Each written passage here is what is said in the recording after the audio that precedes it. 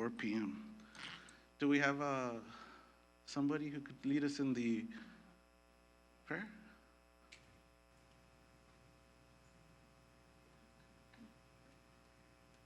Okay, I'm going to ask our city treasurer to lead us in the prayer, and then the representatives from the city clerk can lead us in the Pledge of Allegiance.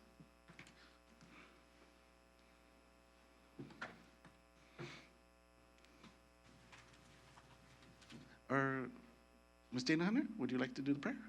Okay. Mr. City Manager, the prayer, please. Pastor Greg, that's what we were looking. Can you lead us in the invocation? We just started, please. Thank you, sir. Father God, thank you so much for this day. We want to give you great thanks for the city that we have and the peace that we have here and the blessings that we have. All of us, Lord, we're all kind of shaken by what happened in North Carolina and Florida and Tennessee. So we in a peaceful city want to pray for them and ask blessing for them. They're still struggling against those hurricanes and the damage after that. So we want to just remember them, God. Thank you that you're a good Father to all of us, and your grace is everywhere, and we're just glad to be alive as they are as well. So bless them, we pray. And I ask these things in Jesus' name. Amen.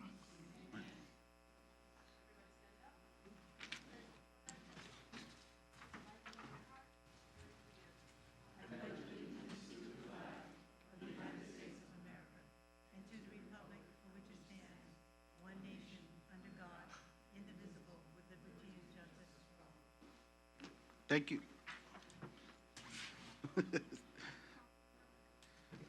Just a moment, miss. Let me see. Okay, yeah, the roll call, please. Present. Here. Your mic is no. Councilmember Reyes English. Here. Mayor Pro Tem Manning. Here. And Mayor Vargas. Here. Thank you. Thank you, ma'am. We have a presentation. Councilmember Patterson, go ahead. Yes, I wanted to take some time to honor and recognize one of our residents, Ruby Cohen, who spoke at our 9/11 ceremony just recently, and we were going to honor her with a kind of a letter of recommendation or what do we want to call this? It doesn't say proclamation on it. With a proclamation, and I'll read it, and we'd like to invite her and her crew to, take some pictures with the council. City of Hawthorne recognizes Ruby Cohens, a dedicated Hawthorne resident, commissioner and active flight crew. Yeah, we'll come up. Just rushing, aren't I? Are these all my crew members? If Ruby, every crew member, flight attendant, or pilot, if you can step up, please, together. And Ruby, Just who one do you have second. with you today? Yeah, I'm exactly. Oh, yeah, just 1 second.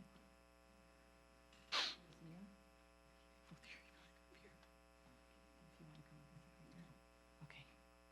And my pilot, I'm sure you're kind of spread out there. Okay.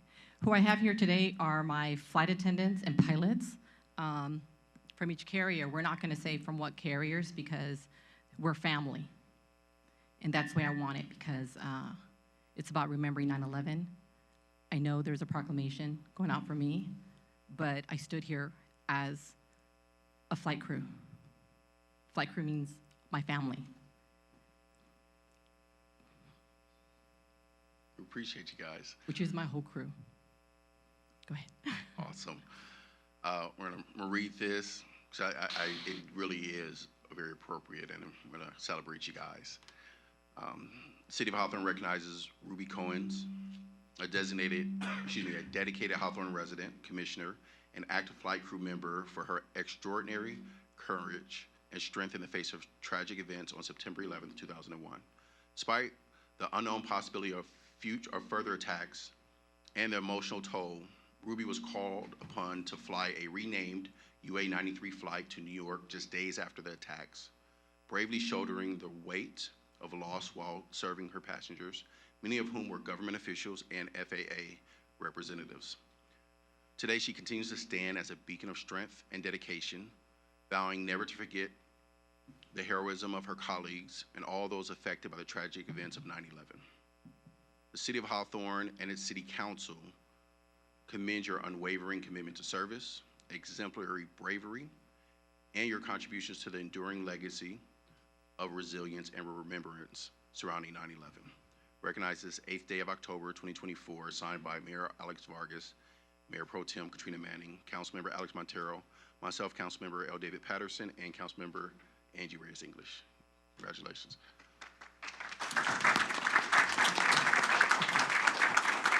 Councilmember Patterson, we do have a video, a short video. Okay. Yes.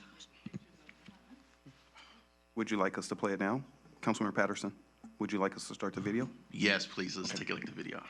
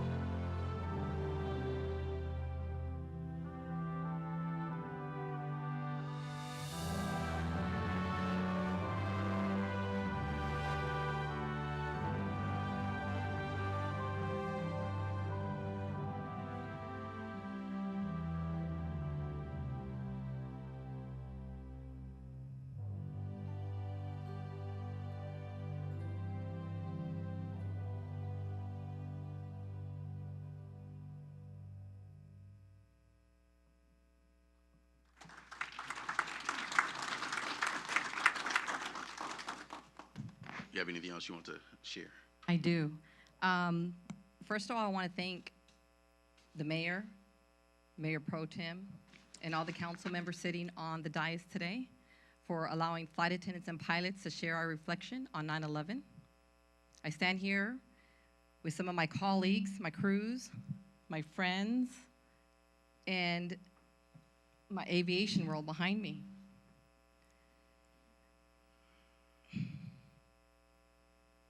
Who share this remembrance with me. I want to have a special thanks to Councilman David Patterson for his initiative in pushing forward this proclamation for our 9/11 presentation. Is greatly appreciated. I'm deeply grateful, and we as a community of aviation are grateful for the opportunity to honor those brave crew members who made the ultimate sacrifice. Today we remember them with a solemn commitment that we will never forget. Again, we do thank you.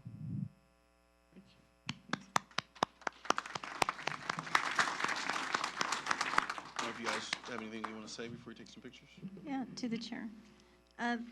Thank you, Ruby. Thank you, flight crew, family, for being here. It's good to see you here in council.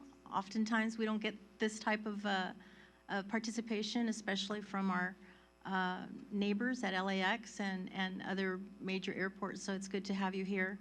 I just want to commend again Diana, Jackie, and Ruby for the 9/11 for being here. I think it was the first time in our city history to have flight attendants here and tell their story and how instrumental they were and how they are our heroes too with regards to the 9/11 and every day, just because of the simple fact that, you know, we don't have sometimes pleasant passengers, right? But I also want to commend the 50-year anniversary of Black flight attendants. And I was very happy to attend that, and on behalf of the city presented certificates of recognition. So we really appreciate you, especially our pilots and our flight attendants and our crew. And as you said, Ruby, family in flight. Thank you. Thank you. Through the chair. Good evening, everyone. Thank you for coming. And like I said that day, you know, for these past 23 years, right, we always sometimes only had one pilot to come to the ceremony. And this year was very special. It was very special because it was kind of, you know, reminding us there was some other souls, some brave, you know, flight attendants and pilots that we lost on those tragic day on 9/11. So it reminds us that all of you fly every single day, and you put your life at risk for us, right? Because I love to fly. I always go places. And for the flight attendants and the pilots, you know, day after day, you know, in the air, away from their families, you guys serve us. Almost like the firefighters, the police officers, everybody in the military. So you guys are brave. And my hat goes to all of you. And thank you for sharing those moments with us on that 9/11, because they were very special. And it was very movement, you know, almost we cried that day. So thank you very much. I appreciate all of you for your service. Thank you. Thank you, Montero. Couple more words.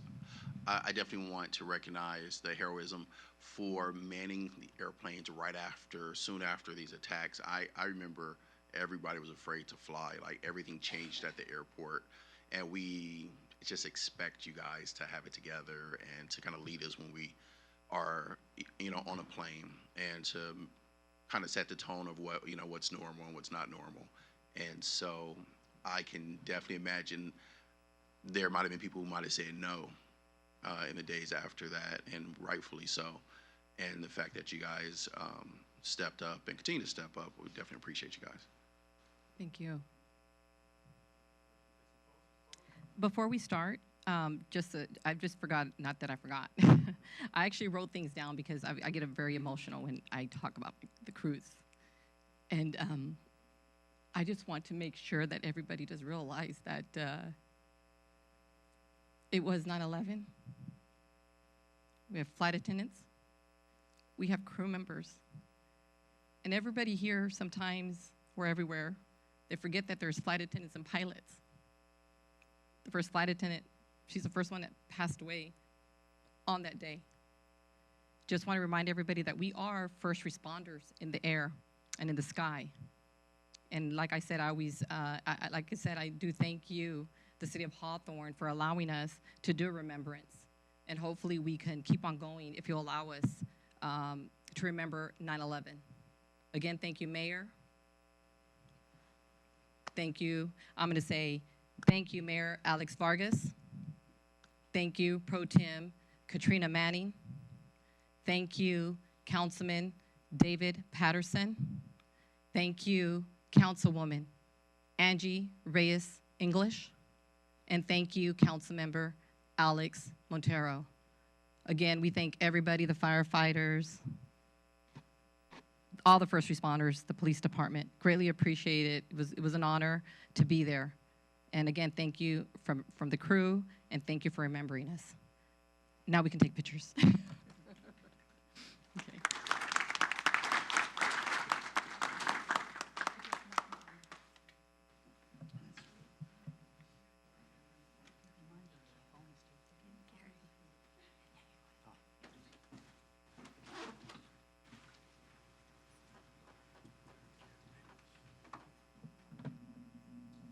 Sorry.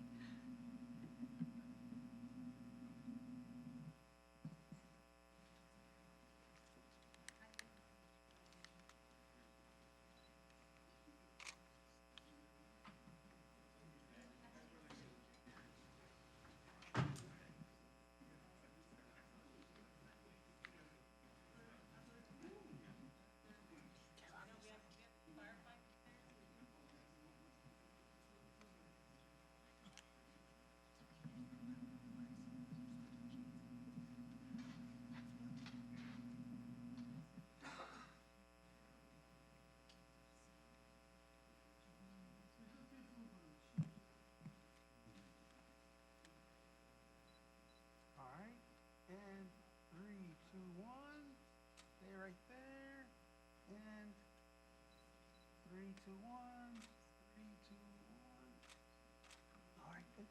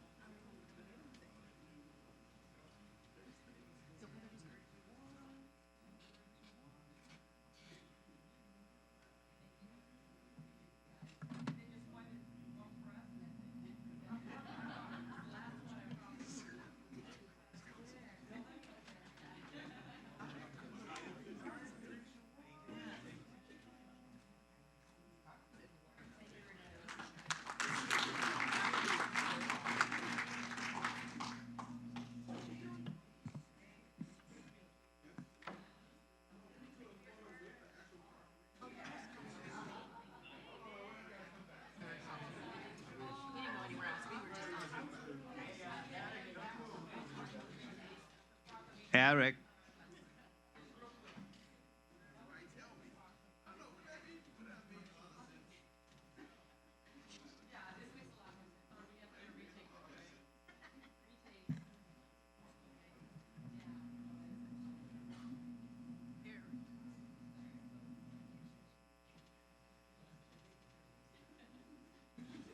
Are we going to be kind of away from the picture?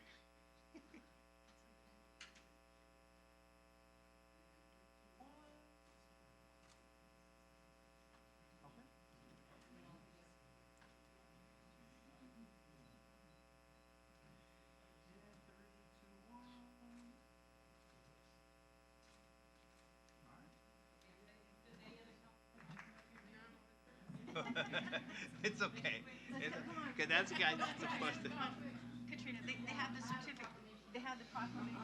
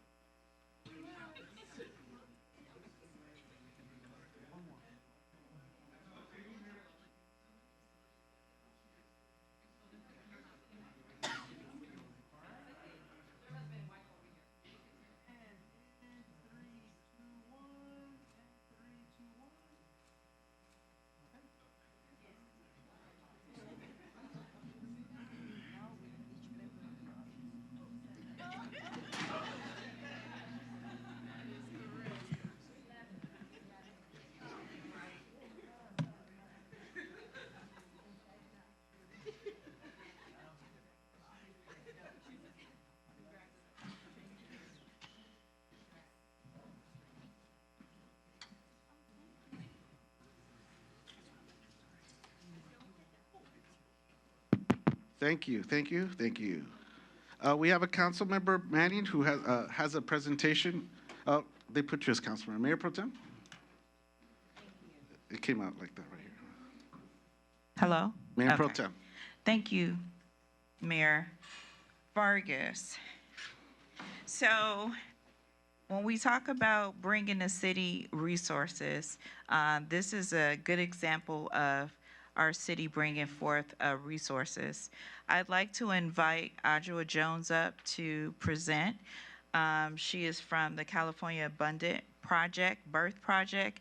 I've known her for quite a while, and she is an advocate of maternal health, and she's extremely passionate about the work that she does. And so I am honored that she has taken the time to present to us this presentation. Thank you so much, and I'll turn it over to her.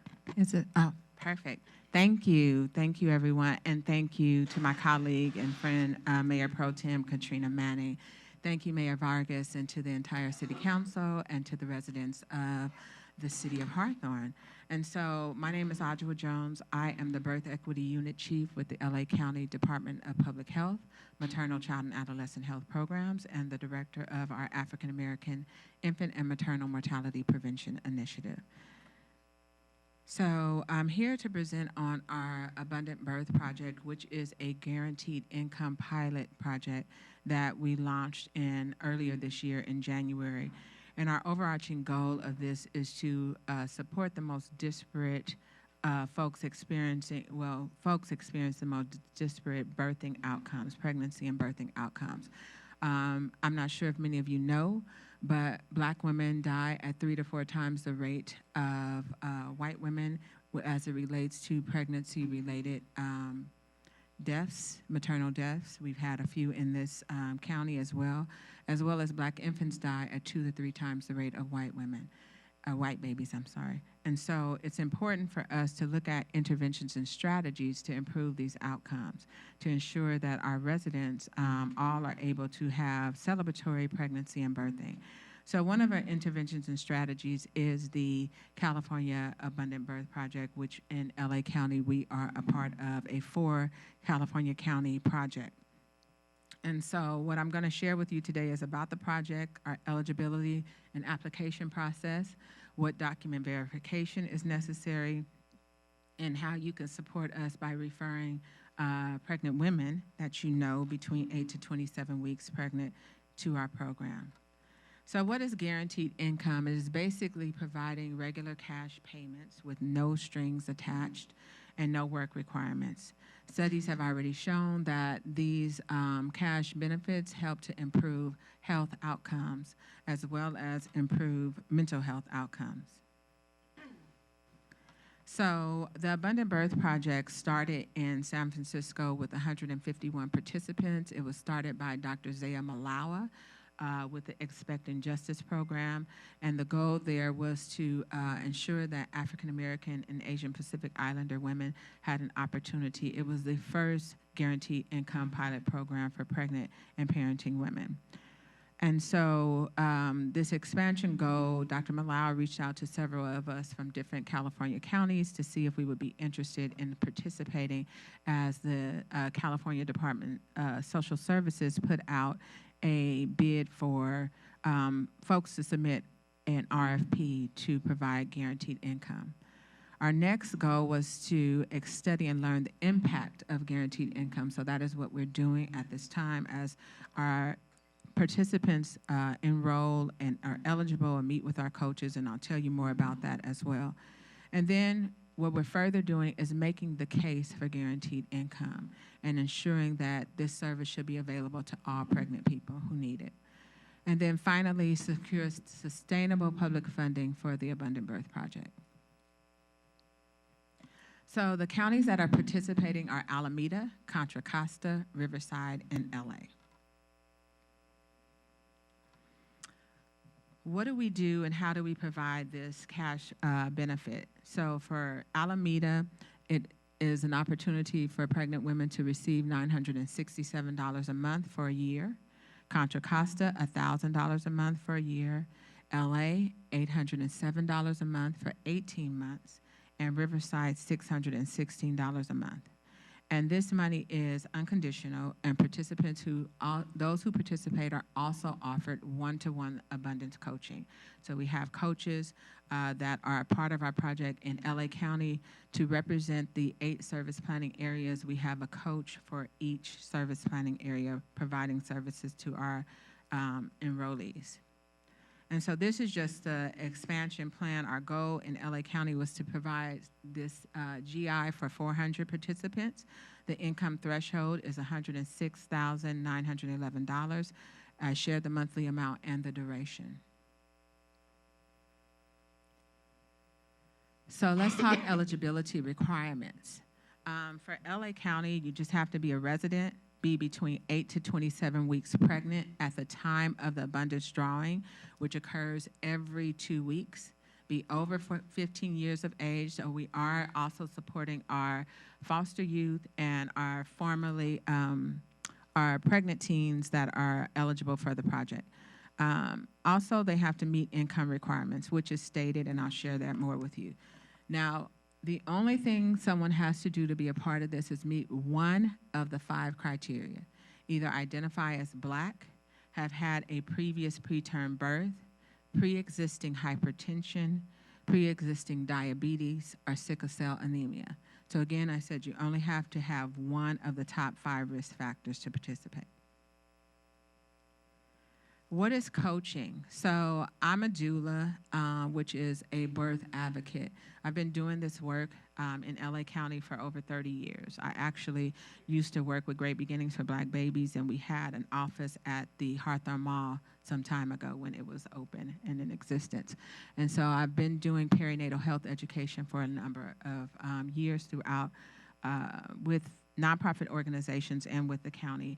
And what our goal is to ensure the women have advocates and support to help them access resources and services, also to help them think of ways in which they might want to use that cash assistance, also how to navigate our systems, plan their birth experience, reach out to other providers, maybe even find the support, because some of we had a meeting on yesterday, and some of our clients are still experiencing obstetric racism, meaning when they go into some of these clinics, their birthing concerns are not in hospitals, are not being heard. They're not being listened to when they're sharing what their issues are health-wise. They're being forced to have C-sections without medical requirements or an actual medical need, which pushes them into sometimes some mental health issues, including postpartum depression and disparate mindset about their birthing and their pregnancy experience. And so these are some of the things we want to ensure that does not happen by offering other alternatives, whether it's a midwife, whether there are other providers and doulas that can support our moms. Also, we do a lot of offerings through our abundance coaches are being trained in the very near future to be doulas. They're trained on trauma-informed care. They're trained on safety, child safety, and a number of other options around perinatal health. So what is our application process? At the time of the drawing, the individual must be at less than 27 weeks. We do that initial eligibility screening, and then the client has an opportunity to either participate in a group or video intake session with our staff. Then there's a full application if they're eligible. Then they're invited to be a part of our research. And then from there, they enter into the drawing. So with our drawing, if a person is under 27 weeks at the time of each drawing, they're able to then be re-entered into the next drawing. So there's other opportunities. If you're not selected the first time, you have opportunity to be selected up until 27 weeks pregnant. And then if no longer eligible, because we do have individuals, if they've had a miscarriage or they've had a loss prior to being selected, then we provide referrals and resources. If they still go through and are selected and they have a loss after being enrolled in the program, they are not put out of the program. They can continue the entire 18 months. And then they have an orientation with an abundance coach if they're interested in being coached. And right now we have 193 participants in our program, and of those participants, over 85% have agreed to be coached. So the process of verification is income is self-reporting. They just have to have proof of residence, and we provide the list of what those documents are. As I stated, be pregnant between 8 to 27 weeks, and identify with one of the top risk factors of preterm birth. These are some of the accepted documents for proof of residency. I will not read them all to you. So this is our proof of pregnancy form. Thankfully, we've been working with a number of our providers to ensure that they get these in for the clients on time. So we've been working with Kaiser. We've been working with smaller clinics to ensure that they are supporting the clients by completing those and submitting those. I won't go through all the evaluation research outcomes, but our goal is about financial well-being, food security, prenatal and postnatal outcomes, reducing stress, providing mental health support, maternal mental health, that is, and improving birthing and pregnancy outcomes, financial well-being, and educational outcomes. Benefits are not affected. These are just some examples of benefits that are not affected.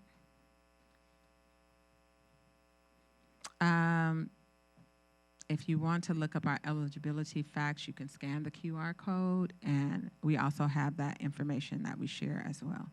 And we have flyers here, and one of my coaches is here with me, Miss Nicole. And how to apply? Apply at www.abundantbirthproject.org. Do you want me to keep going? Okay. All right, well, we're wrapping up. Best practices for referrals. We are accepting applications through January 31st, 2025. And spread the word. We'll be at the Taste of Soul. My coaches are out in the field. We're working with about 14 organizations to provide outreach to continue the enrollment process. And so we're encouraged that the City of Hawthorne will also participate and ensure that women have this amazing opportunity. And you can read one of the testimonials from our client, and that's basically it. Are there any questions? Thank you so much for coming and sharing that opportunity for our residents to apply for free money being pregnant. I think that's an awesome opportunity for them to take that extra money and be able to buy diapers because they are expensive. Mm-hmm. So thank you so much. Through the chair. Thank you. Thank you for coming. Quick question. So it is a drawing, right? So what is your maximum capacity of women that can be in the program? Because right now you said you have 193 women enrolled. So what is the maximum capacity? For LA County, 400. Oh, We need to enroll another 200 by the end of January. That's our goal. Our other goal is to ensure that we coach at least 200. That was our agreement with our funder. And we're going to exceed that goal because most of the women opt into the coaching services. And let's say when you do the drawing, right? So how many women go into the drawing, and how many you guys pick? So we use a program called Aid Kit. So we're not there's no hands of ours touching it, so it keeps it clean. But it's based upon a percentile of how many have applied during each drawing, and then that's how it's selected based upon what our research team has put together for the entire county project. So that can range. It just depends on how many will apply at that time and be eligible. And so one of our main holdups is getting people to complete the documentation for eligibility. But basically you don't turn away no one.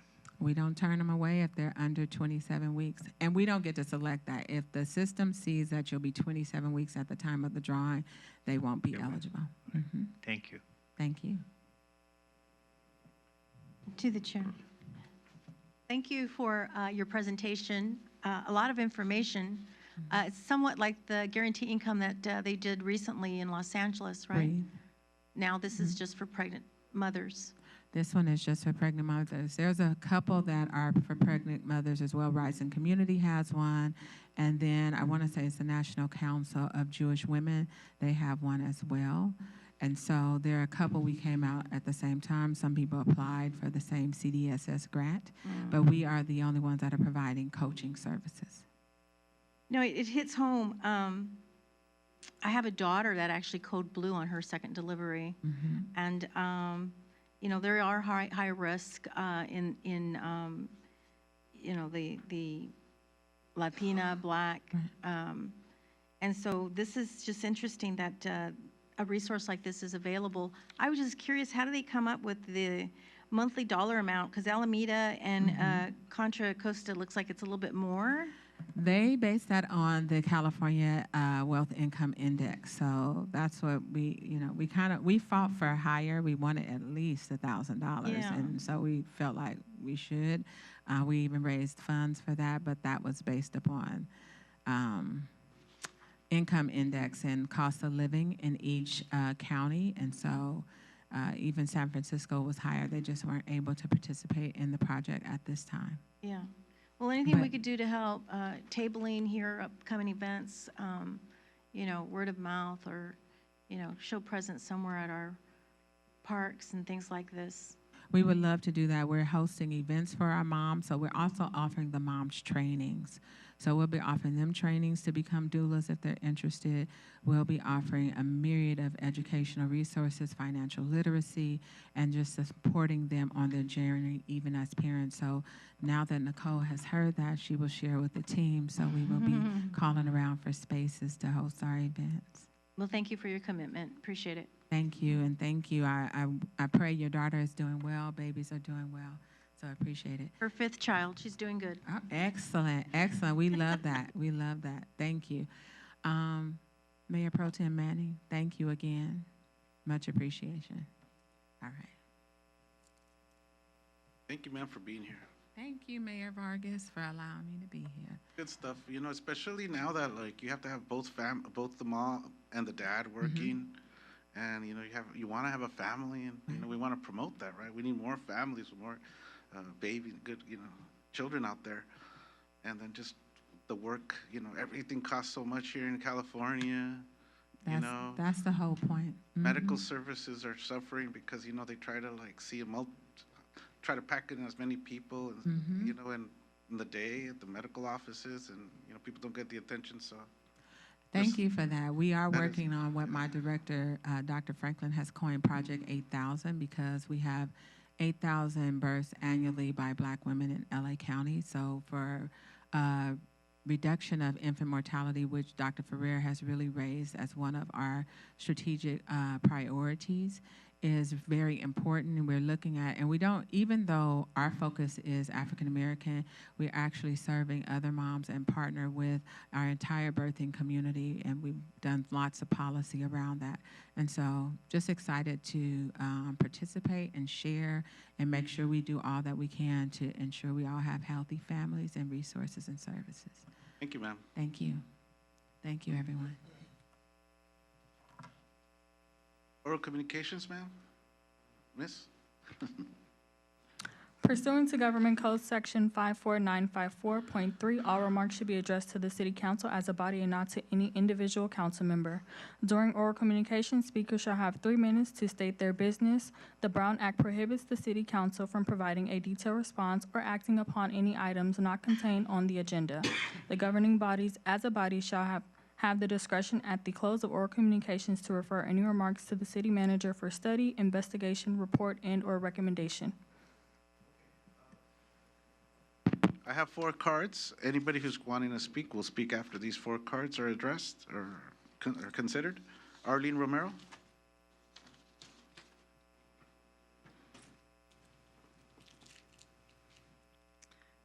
Good evening, honorable members of the City Council, staff, and residents.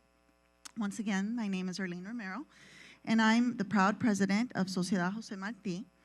I'm a Cuban-American cultural center in our city here in Hawthorne. Our entire board sends its regards. I'm here tonight with Gustavo Beitia, Vice President of Sociedad Jose Marti, the ex-presidents Manuel Balboa, Roberto Bilbao, and Francisco Bilbao, our community liaison, Herminia Balboa. We are all here to express our heartfelt appreciation for your sponsorship and contribution to our 2004 Cuban Festival, our Verbena Cubana, which we celebrated just a week ago on Sunday, September 29th. Thank you to those who could share with us during the day's festivities and those who we know were there in spirit. Our 55th anniversary was fantastic. We greatly appreciated that the entire City Council was present at the event. We want to offer a very special thanks to Mayor Alex Vargas and City Council members Alex Montero and Angie Reyes English for their generous donations. Thank you for the good wishes of Mayor Pro Tem Katrina Manning, Council Member David Patterson, City Clerk Dana William Hunter, City Treasurer Marie Poindexter, and City Attorney Robert Kim. We greatly, deeply appreciate our remarkable City Manager, Vontre Norris, for all his guidance and help, our Community Service Manager, Kiana Bowie, and I hope I'm not messing up any names.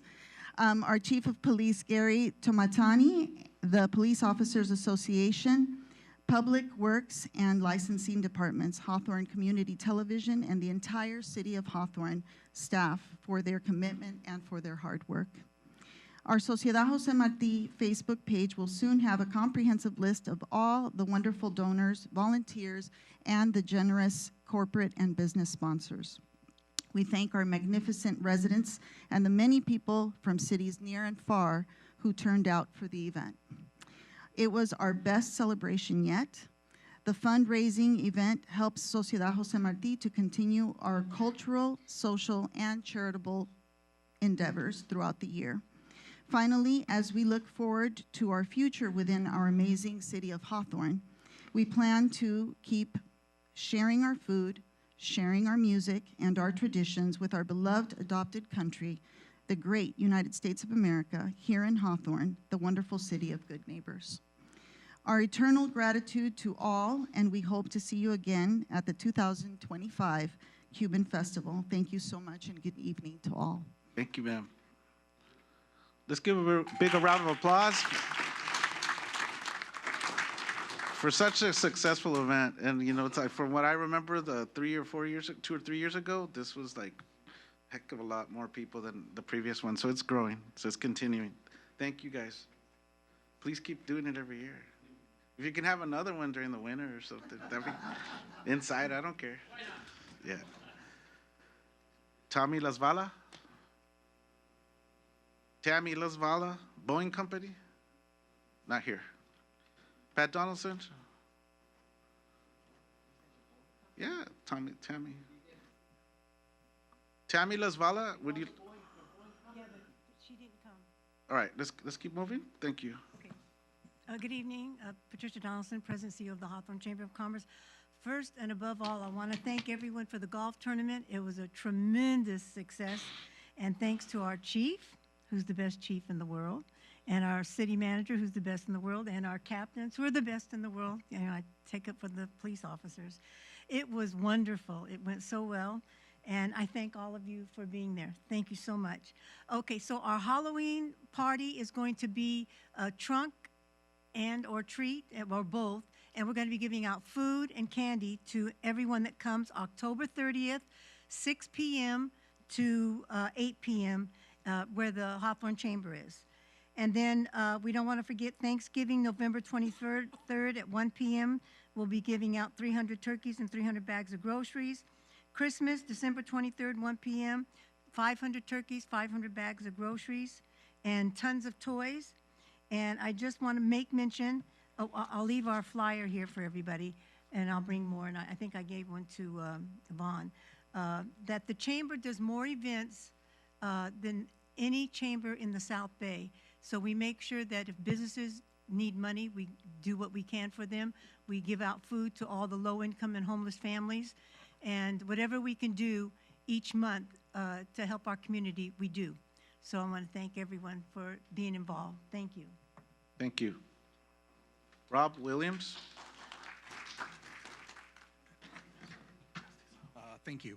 I'm Rob Williams, 30-year resident of Hawthorne, product of the Wiseburn School District, went to Hawthorne High School, graduated in 1990. I give you that background because I know that I grew up in the city. I grew up in the credo of the city of good neighbors. Why do I bring that up? Because during this campaign, we've had some very negative advertising, and I think we know who the person it is that's putting on the negative advertising. It's one in the middle chair.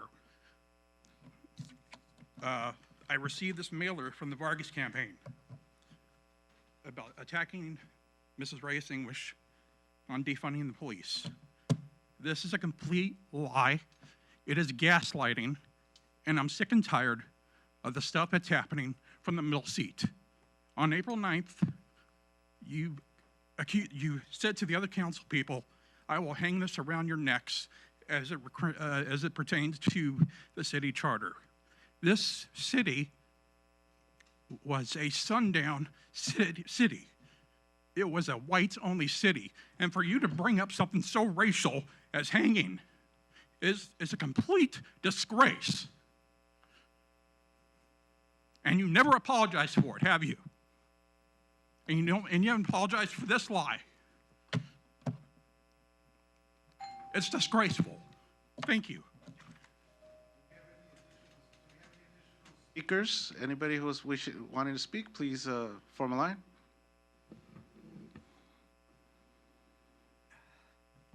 On line 01. Hello, everyone. My name is Gordon Michael Migo, native and resident of Hawthorne since October the 8th, 1952.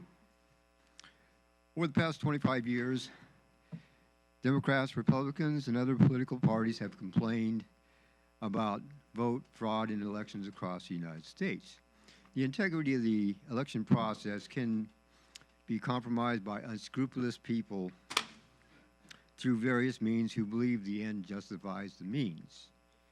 While mail-in ballot is a convenient method of voting for U.S. citizens, there is a potential for voter fraud when tens of millions of ballots are sent out to people up and down the state. The problem occurs when ballots are sent to people who have died, moved out of state, have no right to vote, and other reasons in our elections across the nation. Voter identification is an important way to ensure accurate election results, whether the voting is done at the polls or through the mail. So it should be a no-brainer that every person who wants to vote show a valid photo ID that will confirm the identity of the person. The state of California, through the DMV, issues driver's licenses and personal ID cards. Since everyone who goes to a bank, shops at a store, travels on an airline, visits an entertainment arena, enters a government building, or does other things in life, must show a valid ID.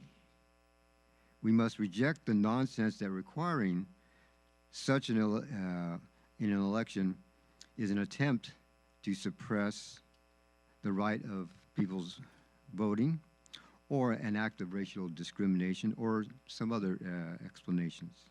So it is disturbing to learn that the California legislature enacted and the governor signed a ban on election officials from cities and counties up and down the state from requiring proof of identity for people wanting to vote in local, county, state, and federal elections. This is a concern for our democracy. Thank you. Michelle Chambers?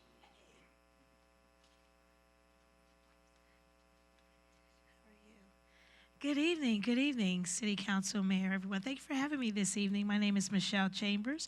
Just wanted to come out and remind everyone to check your mailbox for your ballot. Be sure to darken the oval very clear. Sign. Make sure your ballot is sealed and mailed. There's also drop-off ballot options. Please remember this election is extremely important. Also, read your ballot measures and propositions. Look at who opposes and who is for. That will help you make a conscious decision according to your needs. Again, I want to thank the council for everything that you're doing. Was it your beautiful, great opening of your senior center? And I just see so proud of the city continuing to move forward, and thank you all for your support. And remember, please, everyone get out to vote. Nice to see you, Joy, from the city accountant. Thank you. Hi, good evening. My name is Ruben Sanchez. I'm with the North Hawthorne Community Association. I was actually here to talk a little bit about the hurricane victims that is going on and see what the city can do to help, because this is very important. We need to, as a matter of fact, last council meeting, we were supposed to send letters to stop people eating cats, and everybody agreed to that.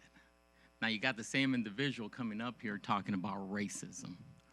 You want to talk about racism, sir? Why don't you look around you? Why don't you look around? Where is the Jewish person? Where is the white person? Where is an Asian? Oh, I'm sorry, city attorney. Almost got you there, but you understand? Do you see it? Where's the equity? Where's the equality? You don't see it. All you see is Hispanics and blacks, the majority. We do need some whites. We do need a Jewish people. We do need a lot more racists out here. Don't disrespect us. You don't know what our nationalities are. Well, look, I'm just saying. There's no back and forth, Councilwoman. Oh, all of a sudden you want to be the hero. We're talking about the Summer of Love he brought up, because that's what it was called. It was called the Summer of Love 2020. George Floyd, defund the police, in Oregon, California, everybody marched. Okay, they marched. They expressed themselves. Everyone felt something happened. It was something criminal. Everybody expressed themselves the best way they could. You already owned them as Angie. That's fine. That was 4 years ago. Okay, so now you. The mayor was there. He took the picture. There's no back and forth, Councilwoman. I'll make sure to address it. You're just feeling embarrassed right now. All I'm saying is, if you did it, you did it. So what? That was 4 years ago, ma'am. That was it. Okay. I'll speak to you. You can speak to me all you want. I'll be right here. Oh, so you want to argue with me now? No, I got. You're taking some of my time. There's no interruptions when the Yeah, speakers. sir. It doesn't matter what people are saying. We all sit through it. Summer of Love. Just look it up. Summer of Love, June 2020. You'll see everything you need to know when it comes to marching. All right, so on that note, I guess my time will be up, all the interruptions. So have a blessed day. God bless the city of Your Hawthorne. time is up, Talk to sir. you later. Thank Thank you. you very much. Lethel Williams.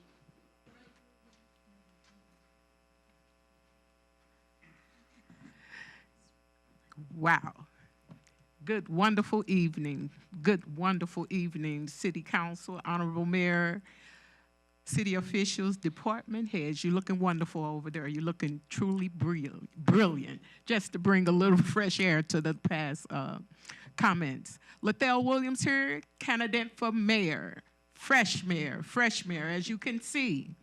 As the world can see, because we are truly televised. We are televised. And a lot of people watch our council meetings.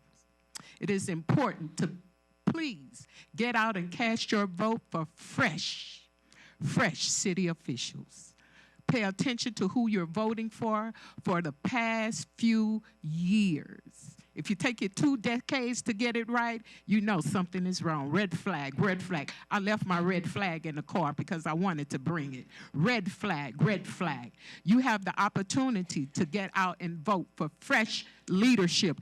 You see what our community is looking about. It comes from the top. It comes from the top. It stems from the top. You can have all the education that you need. It doesn't matter. When it comes to the forefront, is it brought forth? Is it brought forth? It's very important to say, no weapon formed against anyone shall prosper.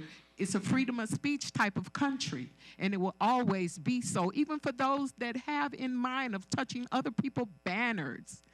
God knows what you was thinking and who you send out to do it. So be aware. Please, citizens of Hawthorne, please vote for fresh leadership. Don't just talk about it on the side. Do something about it. And I would like to say to the person that gave the presentation for the Abundant Birth Project, I was glad to hear at the end that you don't turn anyone away, because our community is a community of many, many ethnicities. And yes, we do have white, Jewish, and all of that. And you could be mixed, because we come of the Williams blood run through a lot of colors. My cousins, my uncles, hey, we don't control it. It came from the beginning, way before us. So right now, please take control. Take control of the leadership in this community. Please vote for fresh leadership. Lethell Williams, thank you for my time. Anyone else? If not, I'll declare oral communications closed. So ordered. Let's see. Madam Clerk, the consent calendar, please. Mr. Mayor, I have 3 items on the consent calendar. They are items 3 through 5 for your consideration and approval. Item 3, approval of waiver of full readings of resolutions and ordinances on Tuesday, October 8th, 2024 agenda. Item 4, city treasurer request approval of the warrants. Item 5, approval of city council meeting minutes for the regular meetings of February 13th, 2024, August 27th, 2024, and the successor agency meeting minutes for the special meeting of September 24th, 2024 for adoption. I make a motion. Second. Through the chair, I have to abstain on the September 24th. Mr. City Attorney, do I need to do another just item by item? Can we vote for it with that consideration? Yeah, just, Okay. Councilman Montero is not going to vote on that item. Okay, Ms. City Clerk, can you just take that as consideration, please, into mind? Yes. Please vote.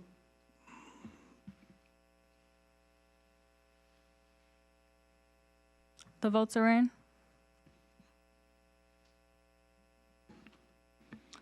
The voting reflects mayor and city council voting yes, with Councilmember Montero abstaining Only on item number 5. on item number 5.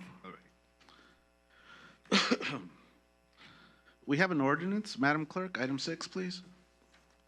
Item number 6, ordinance number 2254, first reading, an ordinance of the City Council of the City of Hawthorne, California, adding and enacting Chapter 9.62, unlawful conduct, political or campaign signs, banners, and the like to Title 9, public peace, morals, and welfare.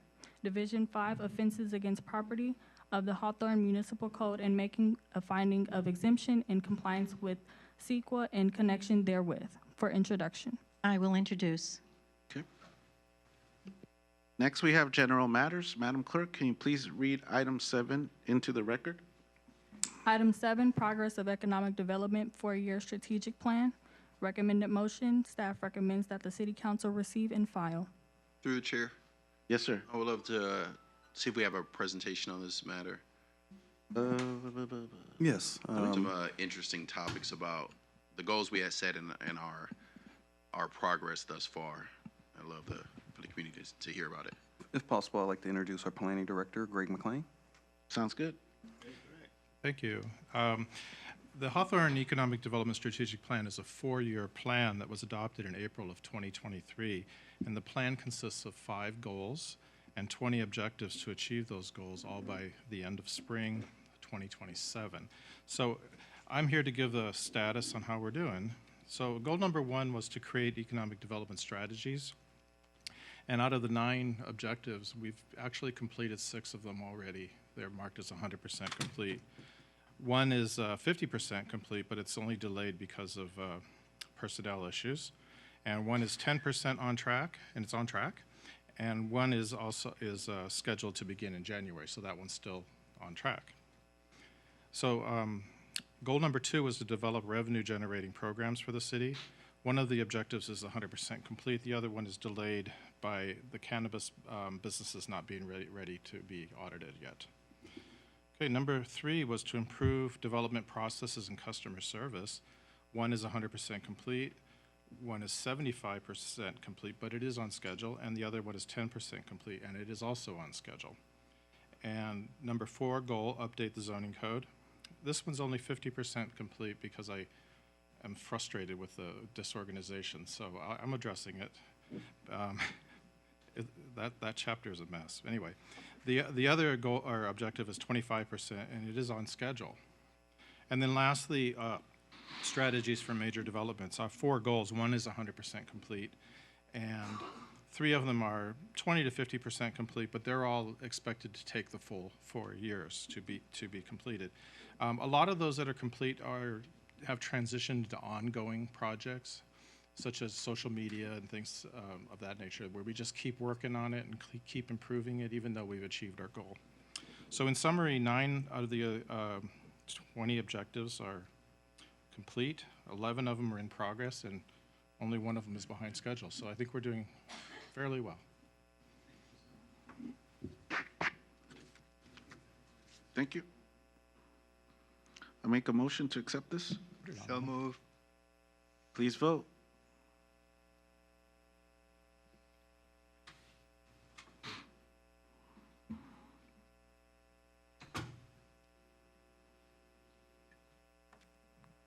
The votes are in. The voting reflects mayor and council approving this item. Good. Let's move on to the city manager's consent calendar. Madam Clerk, the agenda reflects you have items 8 through 17. So there's a lot of them. So if you want to just start reciting them. Okay. Yeah, it's a lot of them, so.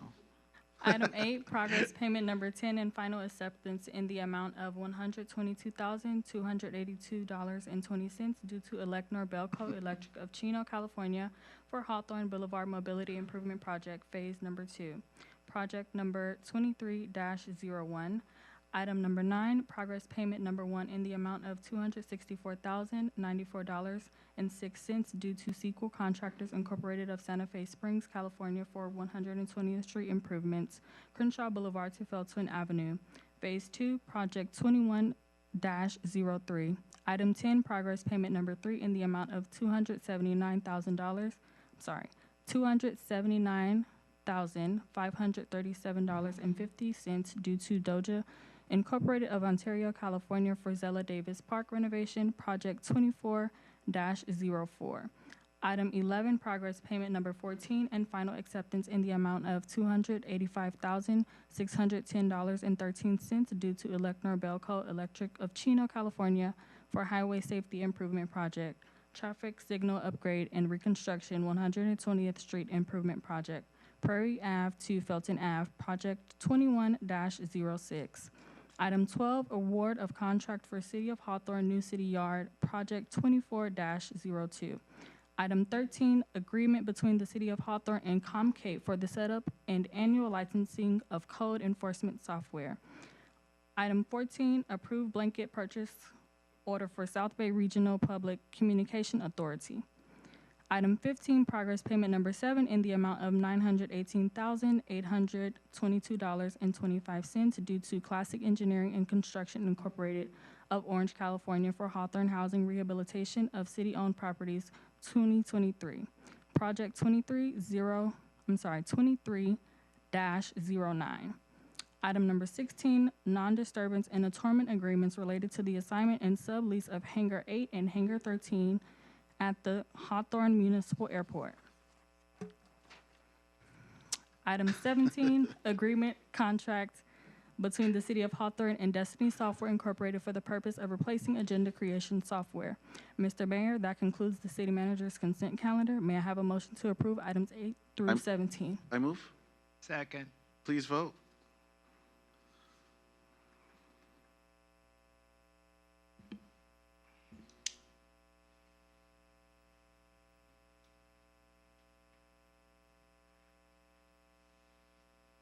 I'm waiting for. ¿Qué pasó?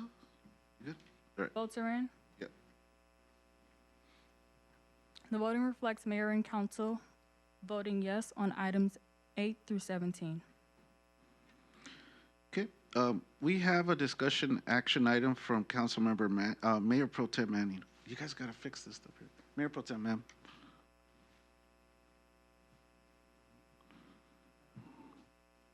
Hello, can you hear me? Thank you. So I am requesting my council members support me in asking our governor to create a emergency insurance. So I want to start off by saying, urging the state of California for an emergency measure to stabilize home ownership insurance. The state of California is facing a significant crisis in its home ownership insurance market, with increasing premiums, policy cancellations, and reduced coverage options, particularly in areas prone to wildfires and national disasters. Many major insurers have reduced their presence in the state of California, citing risk and cost. They have left homeowners struggling to find affordable, comprehensive insurance coverages. I support the emergency measure to stabilize the market and protect our homeowners. This measure would focus on ensuring availability to our homeowners, premium regulations, and risk mitigation efforts. This emergency measure would aim to balance the needs of homeowners and insurance companies, creating a more stable and accessible insurance market for our Hawthorne residents. I can't remember offhand, but one of the residents sent me a request asking for us as the council body to support this measure, asking our governor. And I'm speaking from personal experience. My car insurance and my home insurance have increased substantially. And so being able to support this, hopefully my colleagues would be open to supporting this. If there's any discussion, I'd like to hear your feedback. This is something good that you brought before us. I know the insurance commissioner, Ricardo Lara, but he's a commissioner. He's just regulating what the state assembly and the state senate passed through. So, yeah, so whatever we can do. I drive less miles, so maybe I saw my my auto insurance kind of decrease a tiny bit, less miles than I did last year. But the thing is, if I would have kept at the same rate, I forecasted, and I would have paid like an extra $200 or $300. So it hits home, and I think a lot of people would be very appreciative if there's some type of solution that gets set out there. So, yep. Through the chair. Yes. Yeah, I definitely would support, because we know, as a homeowner, we pay more in insurance, and we have a lot of companies leaving California and dropping people, do not want to insure. So we need some type of stabilization. So I'll strongly support it. To the chair. I would actually want more information. The reason I say this is because just recently there's individuals and community folks actually more concerned about having their insurance on their homes dropped. Insurance is being dropped by insurance companies that are flying drones over their homes and are showing stuff that is not there, purposefully to say, you have a pile of this over here that, that's why we're dropping it, because it's not safe. You have, a horrible roof on your roof, and so we're dropping your insurance. In other words, because they're not making any money, the insurance companies right now, insuring homes and cars in a sense, more so with the homes, they're dropping folks. And then, folks have had like insurance for 15, 20, 25, 30 years, and then all of a sudden they're dropped. So I would like to see more of a, I guess because we're governed by the state of California through mandates, what is it that the governor's office or the insurance commission is doing to address the thousands of residents in California who have had their insurance dropped and have been left with no insurance, especially in light of all the fires and everything that's happening, right? So I would like to see more information on what California is going to be doing and or not. However, there's only so much that we could do because we don't really regulate that. It's the state that regulates that. We could do, I think, support letters all day long and things like this. But unless we have, say, for instance, something that the state is already going to do or is working on doing, we could then, you know, maybe attach ourselves to that with regards to showing some sense of partnership. But my concern is mainly the homeowners that are having their insurance dropped. And with regards to car insurance, you know, there was lots of discussion on car insurance some time ago in years with regards to where you live, right? Based on where you live, your insurance is a little bit more than other areas, which, you know, talks to, you know, the unfairness that sometimes happens. So, yeah, your zip code, right? You had to give your zip code. So if we could kind of work on where the state's at and address these residents that are having their insurance dropped, I think I would like to see more on that versus just implementing something that we really won't be able to do. Yes, ma'am? To the chair. Yes. So we are going to be addressing the issues that you mentioned. And part of the letter that we're proposing to urge the governor to take a look at, our voices collectively is saying something. We mean something collectively from the city of Hawthorne. And so my goal was for us to make some noise, to be heard from the governor. I know we don't regulate him, but we have written letters in the past for other things. So this to me is no different in terms of having our voice be heard. So when you talk about let's get more information, it's still in regards to the stuff that you just mentioned. The whole point that I specifically said, talked to, was the same things that you just said. I'm addressing the same things. This is a problem, and we need to be heard. And you got to speak up. You got to speak up. You can't just not speak up. And we are the voices for the folks that don't have voices. And so our resident reached out to us saying, can you speak on behalf of the residents? And so I'm taking on that responsibility by saying us collectively, let's speak on behalf of our residents so that we can be heard. Thanks. Through the chair. And then I'll add something after you, sir. Go ahead. Yeah, I would support a letter to the governor and insurance commissioner and legislature to request stabilization of our insurance market. Thank you. So, yeah, I think the issue of people losing their insurance, I mean, it's related, but you're talking about the actual cost of it. Those are kind of two separate issues, and I think what your item was to address the cost of it. Of course, the insurance companies dropping people, I think that's more of a sinister thing on their part that we have to address separately. But so I think directly addressing the insurance commissioner might give us more value as opposed to just sending something to the governor, because for him it'll sit in a pile of stuff. And that's the job of the insurance commissioner. He's a regulator, and he can express his opinion to all the state government and its leaders up there, Senate and the Assembly. We have representatives here that we could talk to as well. So I'll piggyback on what Councilmember David Patterson said. I think we should send that letter.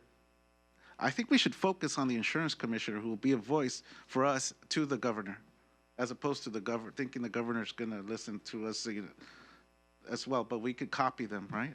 Copy the governor and our state representatives. Are we okay with that?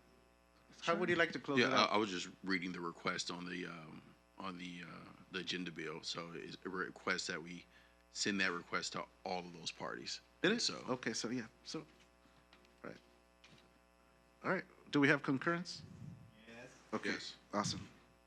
So just for clarification on the directive, is it To be specific, it's asking for a declaration of an emergency measure to be taken by the state, which would go to the governor. And also, the issue that I would like clarification whether we want a resolution or a letter to be addressed to the governor as well as the insurance commissioner. Wouldn't the, I'm sorry, wouldn't the letter just be sufficient? What would what extra strength would the resolution That would give be up us? to the council. But it's just more ceremonial, right? Through the chair. No, let him answer my question, please. So a resolution has more of a force than just a letter. A resolution is a consensus. It requires a vote of approval by the council and is issued by the city. Whereas a letter, for instance, from what I'm hearing from Councilwoman English, she wants more information. So on a letter, she doesn't have to sign off on the letter. But even if she votes against the resolution would still carry if there's majority vote. So a resolution is a representation of a city, not as council member, as a body, or per individual. Mayor Pro Tem, what's your wish? I would love for it to be a resolution. Okay. To the chair.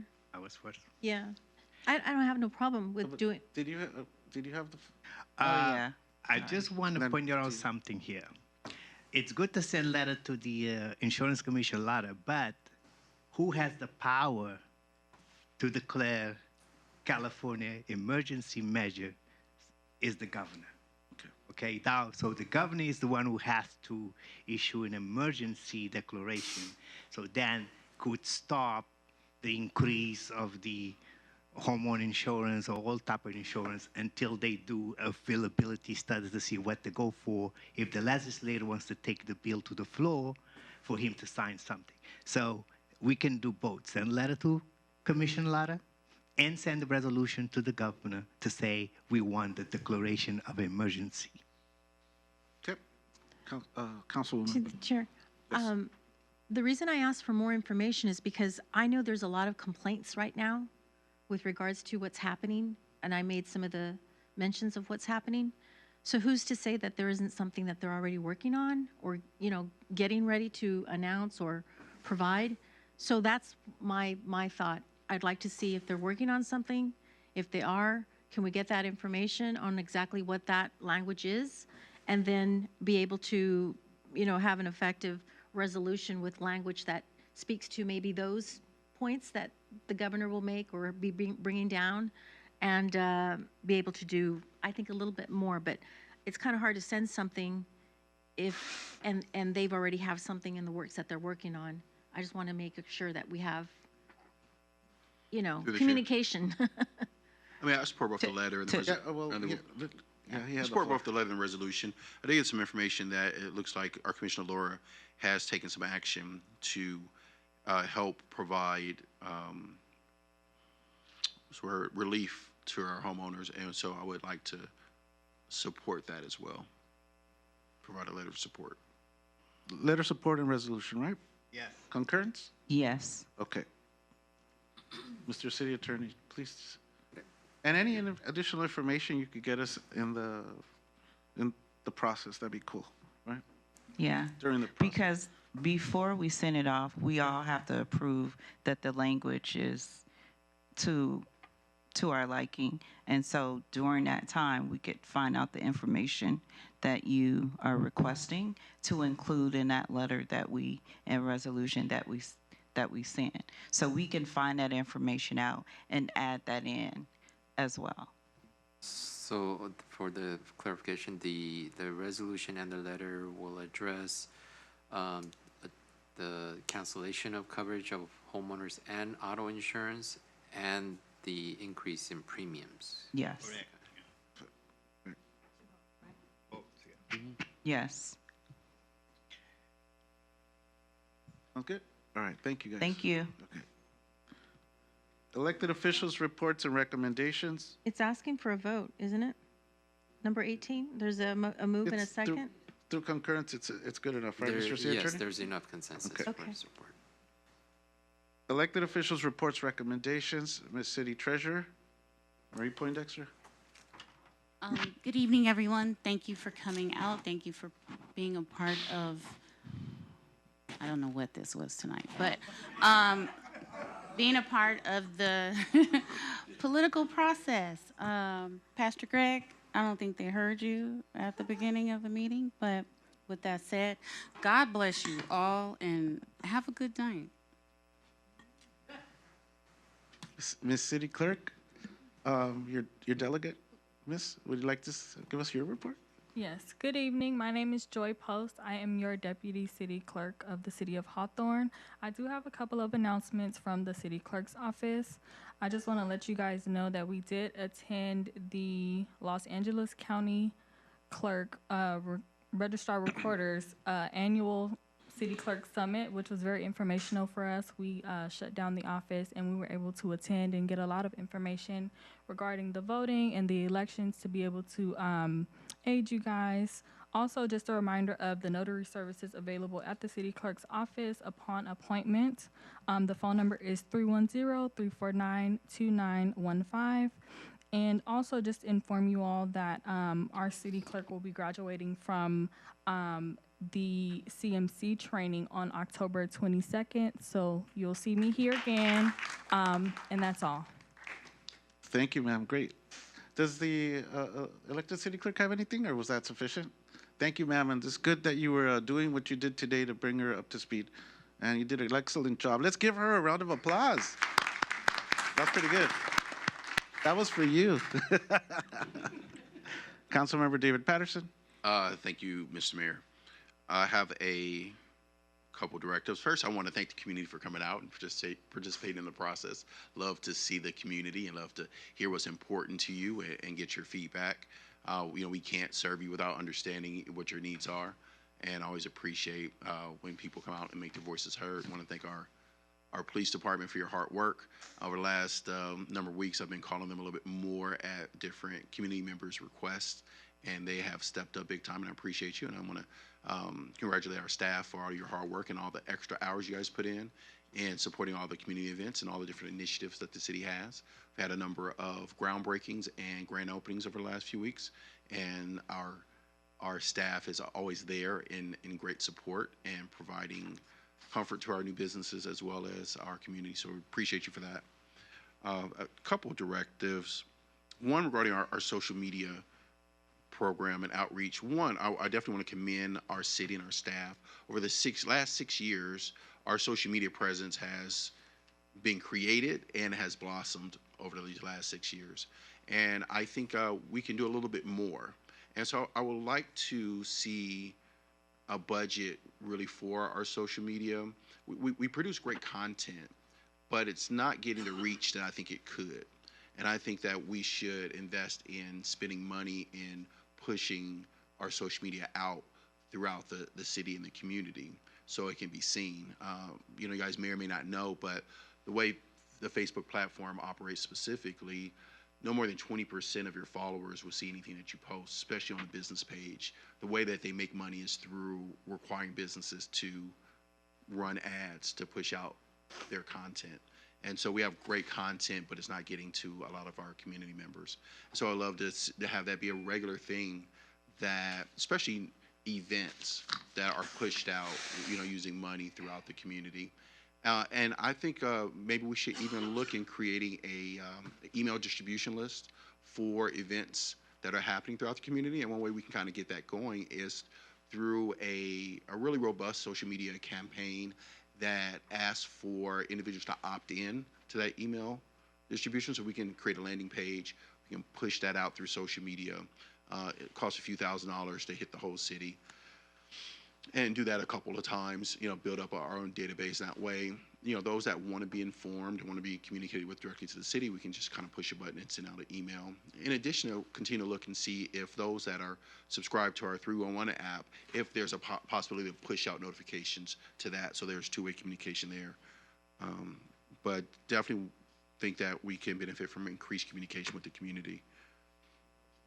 I got a request from the Chamber of Commerce. They want to make sure that they're looped in on new business licenses that are issued in the city. I'm not sure what the process is, but I was informed that there was something that happened in the past, and they want to continue that so they can reach out to and welcome new businesses to our city. out when I'm out about in the community. I've had some requests from some community members. I want to pass these on and see if staff can look into this. On Prairie and 111th, which is a part of Hawthorne, I didn't really know it was Hawthorne. It's a curve that the residents there at that corner feel like it's kind of unsafe and would like to see if the city can look into putting a stop sign somewhere around that curve as it curves from Prairie into 111th. And there's some other concerns. I think this is not in Hawthorne. I think it's probably Inglewood, but I think that's it. Thank you so much. Thank you, sir. Councilmember Alex Monteiro.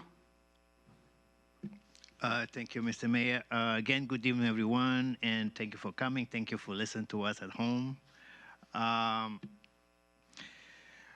Okay, first, let me see. Sorry, I missed the groundbreaking for the senior center last meeting. I think I was away. It was on September 24th, so thank you.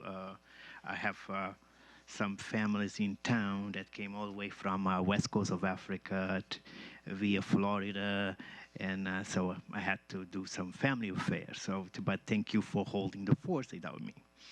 I just want to remind everyone that on the 17th of October, so the Hawthorne President's Council is going to have his 42nd annual community dinner that will benefit the Holiday Assistance Program.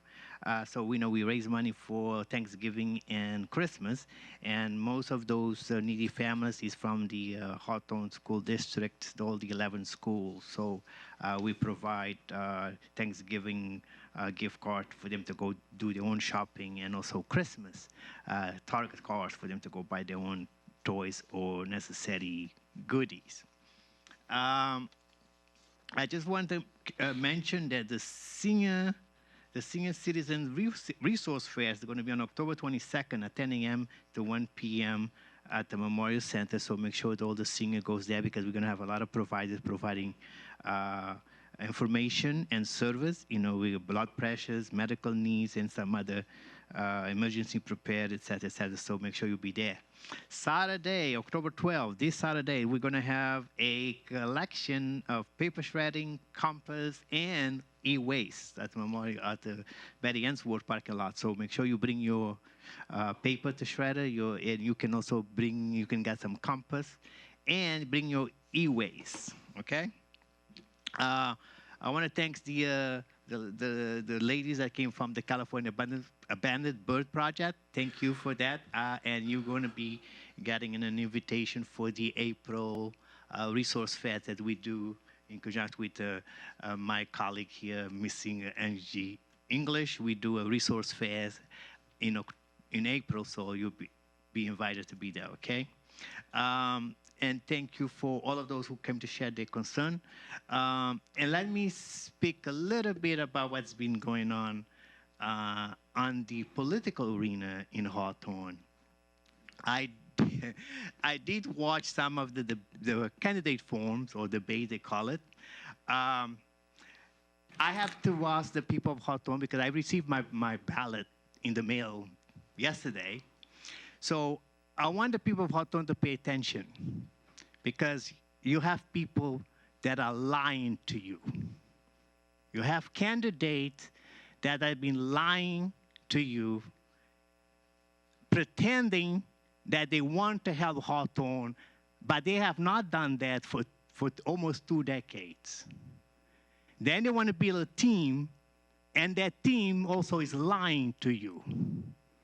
My heart was very disheartened when I hear people that are running for this office to be sitting on this dais, lying to the people and trying to disgrace these council members here are currently as members, that we've been doing the work, I've been doing the work for you. I've been here for 5 years, and almost 6 years in this dais. And I can tell you, I have worked 24/7 to make Hawthorne a better place. For you to go there on those debates and disgrace what our staff have accomplished, because we have accomplished great things in this city under the new city manager, the Public Works Department, the Parks and Recs Department, all our department working hard for you, for the people of Hawthorne. And for people trying to gain favoritism, to be sitting on this dais, please do your homework. Find out what Hawthorne is all about. Do not lie to the people. Do not listen to lies. Do your own homework. Look at the videos. Look at YouTube, all the city councils. We make decisions for the people of Hawthorne. And I have made decisions for the city of Hawthorne. All of us are here working for the city. And we do not get paid. It's stipend. Yes, some of us were pushing for the charter city, not for our pocketbook, but it was for the betterment of the city of Hawthorne, to be able to regulate zoning, land use, economic development. It was not for us. So I'm very disappointed with the candidates that are running, especially those that want to team up, that are lying to the people, that some people have great ideas. I want to see those ideas be put forward. If it was not for us, we would not have economic development. If it was for us, members here, we would not have program for homeless, because these guys didn't want program for homeless. It was only a few of us that fought for homeless program, that fought even for the logo. Some people, the leadership didn't want the logo change. So pay attention when you go out to vote, who you want to vote, who you want to bring to this dais. Don't bring liars. Don't bring people that do not have integrity. Because believe me, I am very disheartened with this politics that's going on. Lying. If you want to run for office, run on your own agenda. What you going to do better for us? Not to shame what we have done, because we have done our best. And I am very disappointed to tell you the truth. And even that in 2 years, 2026, I even think that I do not want to be sitting over here anymore, because this is not what I was foreseeing to be a council member. Not to be threatened, not to make us feel shame of what we have done for the better of Hawthorne, for the better of our city. Because I've been here for 25 years, and there is one single day that I don't do my best to make sure Hawthorne is the best city, the city of good neighbors, that I choose to live, that I bought my home, that I teach children how to become citizens. But for you go out there on those forums, on those debates, to lie just because you want to form a team to sit down here to do what? Great ideas? I want to see those ideas. Why you didn't bring them forward since 2009? And we are not children. We are grown people. And so run on your own agenda, on your own integrity, and tell the people your goals and objectives, what you're going to do better for Hawthorne. But don't try to say that we have not done nothing, because that is shameful. Because our staff is the one who's doing the work. We're just here to get the accumulation. But the staff is working every single day. We have the best police department in the nation, best public works, 36 different projects. You see how many work we're doing on your streets? Our parks are beautiful. They wrote grants to improve our parks. And then you try to shame this city and this council? No, shame on you. And please, people of Hawthorne, vote the people that you think that is going to be here, not to lie to you, but it's going to work for you. Have a good night. Councilwoman Angie English. Thank you, council member. Just real quick, there's homeless services here in Hawthorne. There are stations right behind our Hawthorne Memorial Center is an intake center, and they have a flyer out. I don't know if they're in the lobby. Yes, they're in the lobby. When should you call to report or submit an outreach request? And the experiencing homelessness would need help with, say, for instance, outdoor, street, bus stop, car, TV, et cetera. And this is, again, contacting the Hawthorne Homeless Services offices, and there's a phone number and there's an email address. Please take a look at that if you have anyone, because we're oftentimes contacted here at the city and through our personal emails for assistance with a neighbor or someone that they see on the street that they would like to get more information to assist them. And there's also an outreach coordinator. The outreach coordinator outreach days are Monday, Wednesday, Thursday, 1:30 to 4, and Wednesdays and Fridays, 8:30 to 11:30 and 1 to 4. So that's great information. There's also Community Mondays, which is the days of the outreach, the medical mobile unit that comes out and assists those that need medical services. There's also telehealth van, again, the counseling services for mental health and behavioral health services, and they also provide therapy sessions with social workers. And then there's the care center, which is connecting opportunities for recovery and engagement, and then Department of Health. So all good information. I'd like to also make mention of the 42nd Annual Community Dinner, which is Thursday, October 17th at the Hawthorne Memorial Center. And Councilmember Montero, this is the Hawthorne President's Council. 42 years, I can't believe that. That's a lot of years. The Senior Citizen Resource Fair, that's coming up October 22nd from 10 to 2. That's going to be over here at our, is that going to be in the parking lot, Vaughn? On the parking lot here on the 22nd from 10 to 1. They're going to offer housing assistance, in-home supportive care, blood pressure, medical needs, emergency preparedness, and seniors helping seniors, and a lot more. That's a good event that the commission, our senior commissioners, put together for the residents of Hawthorne. There's also going to be a Senior Citizen Resource Fair shuttle service, and that information is going to be available for Senior Center to City Hall, and again, Senior Center to City Hall. There's going to be 2 different shuttles, 2 different times. So that's good information. I think that's the first with regards to helping seniors get here so that they could take part in the senior fair.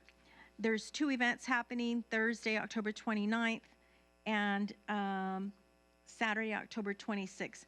Halloween Spectacular, Carnival, and then the Halloween decorations. For those enthusiasts that just love Halloween, I can't believe how much money is spent on Halloween, billions and billions of dollars on Halloween. But please be safe and make sure you check your candy for your kids. I'm going to be helping the CERT Community Emergency Team. They are going to be doing a training along with LA County Fire. There's going to be 3 days of training at the Hawthorne Memorial Center, Saturday, October 26th, 9 to 5, Saturday, November 2nd, 9 to 5, Saturday, November 9th, 9 to 5, 3 days, 8 hours.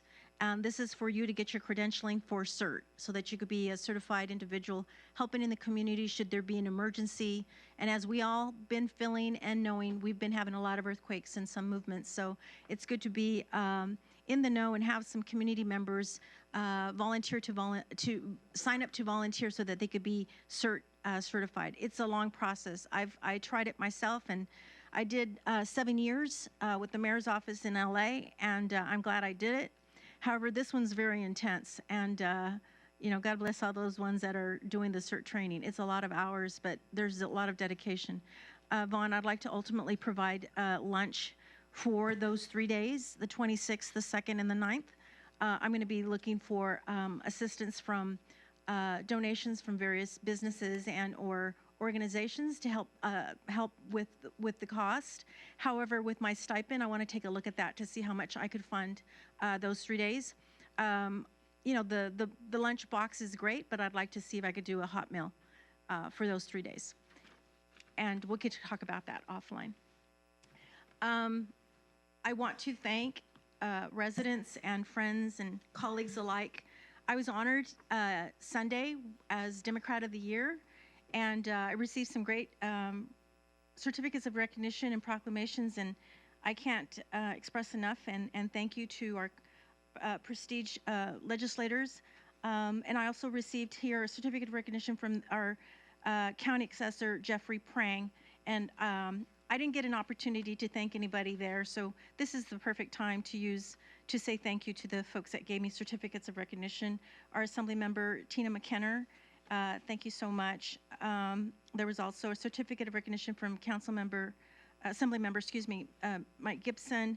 There's a certificate of recognition received from Miguel Santiago. There's also another certificate from Assembly Member Chris Holden. And mind you, these are from other communities, other assembly districts, so what an honor. Thank them for their leadership. It was a great evening. There was a lot of people, over 40 people got honored, including a couple of volunteers. Thank you so much. With regards to the letter to the governor on, how we could maybe assist families again with all the topics that we discussed in length up here. So thank you for bringing that, Katrina. I appreciate that.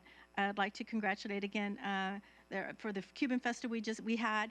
That was great fun. I stayed to the very end. I made sure to dance as much as I could until I couldn't. But it was fun. Thank you so much for everyone that came, especially all of our employees that were there, and our chief and our city manager and everyone that makes the Cuban Festival so festive, and it's been in our history here in the city of Hawthorne for many years, so thank you for that. And again, to Ruby Cohen for bringing your flight crew. That was lovely just to see everybody here live. That's kind of hard sometimes to get everyone to come out like that. So that's, thank you for your dedication. Thank you for their dedication for all passengers and safety, including every day when we go through our airports, all the great work that everyone's doing in air. In the air industry, airplane, airport, etc. LAX is a major thoroughfare for lots of traffic too. And Katrina and I see that every day when we go and participate in our area advisory meeting. Let's see, I want to congratulate I Love Aussie. That's a new business that just opened on Hawthorne Boulevard and 130th. They're offering healthy options, smoothies, Aussie bows, and they have fresh juices. And it was a great event. We had a great turnout, and congratulations to the Trejo family. And thank you, Vaughn and Business Connect here in our city for assisting us in getting that grand opening done. Really appreciate that. Let's see. Community outreach is very important. I'm glad you brought that up, Councilmember Patterson. Not only in social media, but in civic participation. I'm glad that we're going to be looking into bringing translation services through Wordly to be able to translate some 60-some languages. And so that's just one way of getting participation, doing community outreach. Oftentimes folks don't come. I've been told that they don't speak the language. They're not sure how they're able to really understand fully what's happening. And the best way to do that is to speak in their tongue, and to assure that they understand the legislative process and what we're doing here in our role. So thank you for, again, Wordly, and I don't know how soon that's going to be coming out. Does anybody know? It should be ready for access the first of the year. Okay.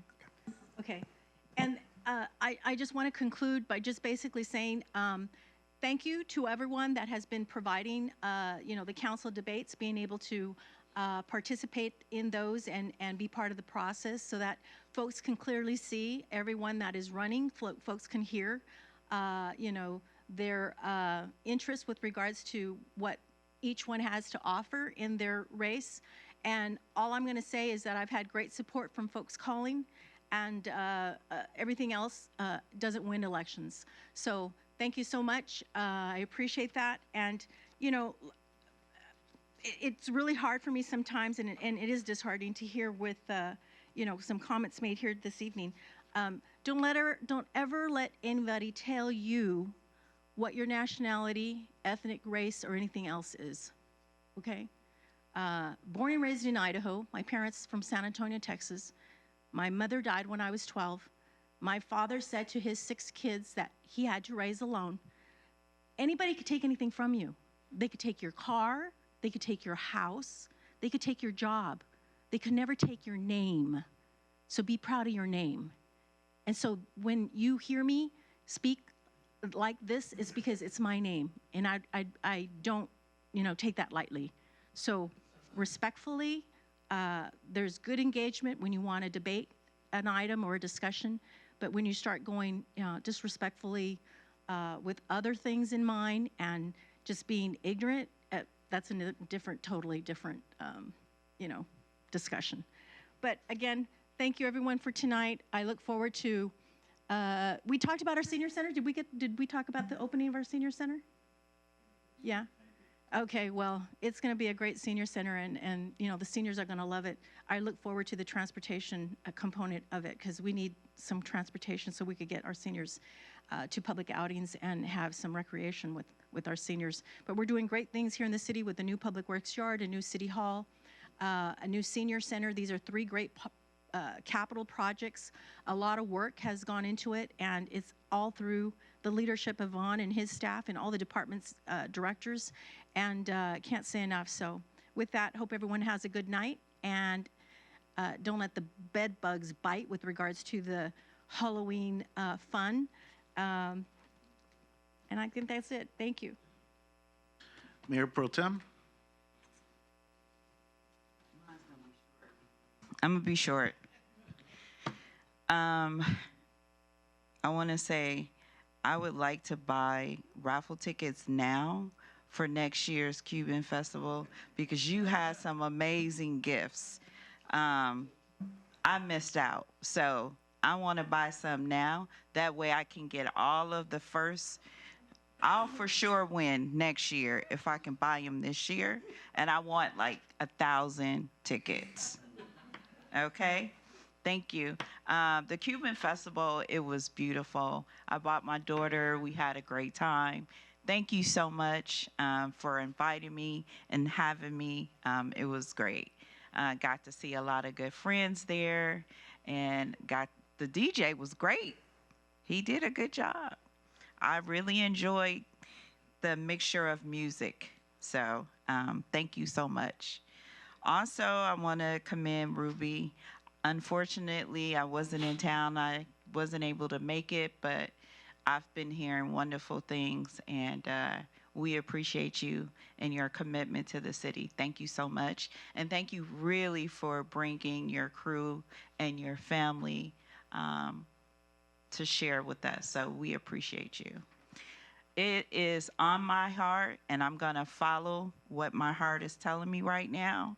I just want to say thank you to the chief and our police department for your quick response. It seems like when I'm going home or I'm around the corner, I always see you guys working. So you know how it's like, ooh, the boss is watching? I'm watching, and you guys are always working. I appreciate anything that happens. You guys are there, right there. So the leadership of the chief and the work of our police department, I appreciate. And I think we have 3 new folks that just was hired to our police department. I think we got another African-American gentleman that was hired. Also, I want to say welcome. Congratulations. What, next week you'll have your certificate or something? Oh, you. Okay. Congratulations. Welcome to you, and congratulations to you. The other thing I want to say is I had an opportunity to attend our senior groundbreaking. What an amazing building that we're going to have. I look so forward to it because, in a few years, I'll be using the services. So I am so excited about our senior citizen building. And then I also want to say thank you to Abundant Birth Project. Thank you, Adjoa, for coming and sharing that great resource with us. And then I want to do something very selfish, very selfish. I'm giving disclaimer. It is my birthday on Monday, and I want y'all to sing happy birthday to me. So real quick, huh? Oh. Well, I'm a great singer in the bathroom, so I'll start. Okay. Okay, let's go. 1, 2, 3. Happy birthday to you. Happy birthday to you. Happy birthday, Miss Chris and Katrina Manning. Happy birthday to you. And many more. Thank you. And that's it for me. That was good.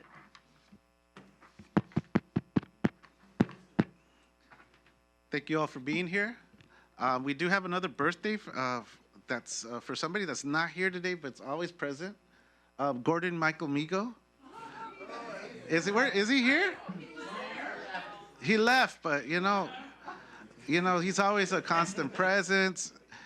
He's giving us his ideas. He's taking stuff to our houses with information, and he's like on top of it. So that's involved citizenry. So really appreciate his involvement. So we want to wish him a happy birthday, right? Awesome. Of course, I know we talked about the senior center last time, but that's good that you mentioned it. It's really exciting. People are talking about it. The seniors have been giving me good feedback about it, that they're excited. And yeah, pretty soon we'll probably be in there, right? Playing pool against each other, right, Katrina? Or something. Let's see, what do we have here? We had the fiesta at the park. That was a great success. There was a lot of people there, a lot of Latino. It was Latino Heritage Month, so I think that's a good opportunity. We're going to try to grow it for next year, make it bigger, and then make sure that we send out the notices for that. The verbena from the Jose Marti Club was a great success. I was able to make it up in time for a good substantial amount, and so it was great music, and I saw some of my council member colleagues that were there, and the others that sent their hellos, right, on the council. There's a lot of great events. There's the collection day for the paper shredding, compost, and e-waste, October 12th, at the Betty Ainsworth Center. So that's October 12th. If you want to have large quantities of things you want to just dump in there, maybe because you don't own a shredder or it's just so much that the shredder you have at home is probably going to burn out, make sure you take it out there. So some people do have a lot of paperwork they want to get rid of. So kudos to the Parks and Rec Department. We have the Halloween home decorating contest. Is this through the city, Mr. City Manager, or is it through Parks and Recs or one of the commissions? Through the city, Community Service Department. Through the Community Services Department. Commissioners actually judge the event. That's their involvement in it. Okay, so that's good, right? The commissioners from the Parks and Rec Commission are out there choosing which home is going to be getting the prize. I think they do the Christmas decorating contest as well. So good things out there. Let's see. We also have the Halloween Spooktacular Carnival. So what you call it? This is going to be on Saturday, October 26th from 3 to 6. It's a great event. I remember when I was a kid, I participated in that thing. I dressed up. And my brother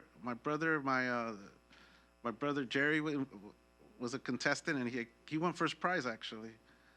So it's a great event. It's fun and a good opportunity for the community to come out again.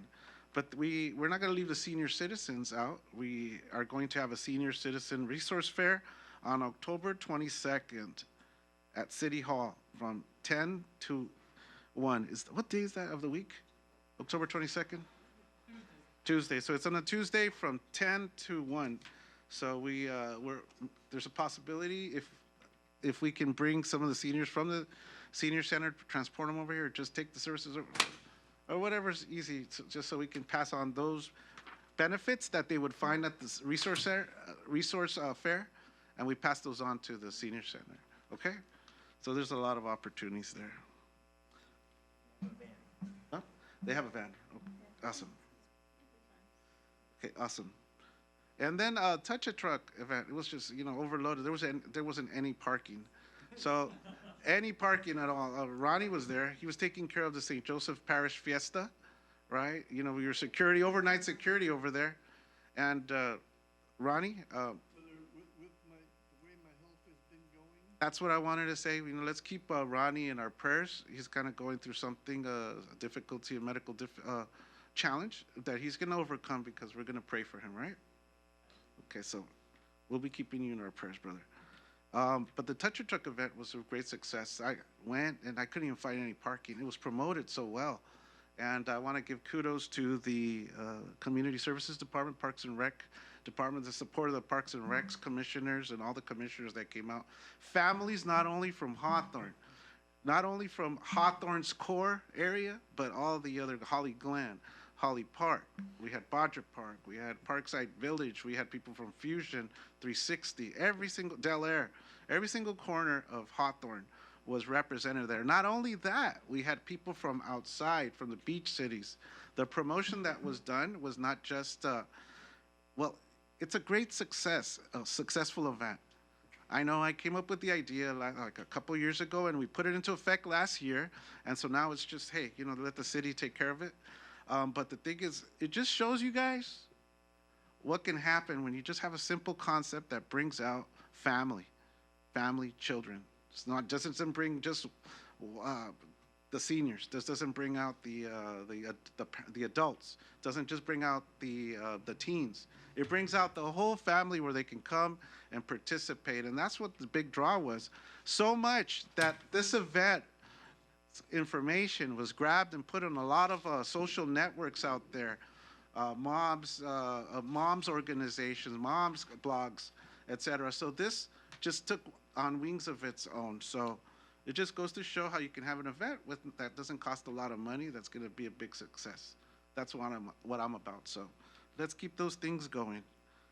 Thank you all for being here. We have some closed sessions.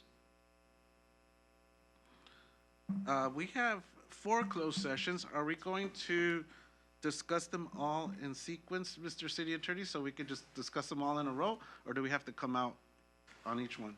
I'll leave it up to you. I think we can, I'll take detailed notes and I'll report out after. 4? Yes. All right, so then can you give direction to the city clerk on how you want her to read this into the record? Sure, she could just read all 4 items right now. Thank you. Item 19, conference with real property negotiators. The city council will meet in closed session pursuant to Government Code Section 54956.8 regarding the acquisition of certain property interests consisting of the leasehold interest of Bank of America National Association in the city-owned real property located at 12547 Hawthorne Boulevard, Hawthorne, California, APN 4041-015-016. The negotiators for the city are Vontre Norris, city manager, and Robert Kim, city attorney. The negotiating parties are the city of Hawthorne and the Let's Say Bank of America National Association. Under negotiations are price and terms of the acquisition of these property interests in connection with the City Hall expansion and Civic Center Park.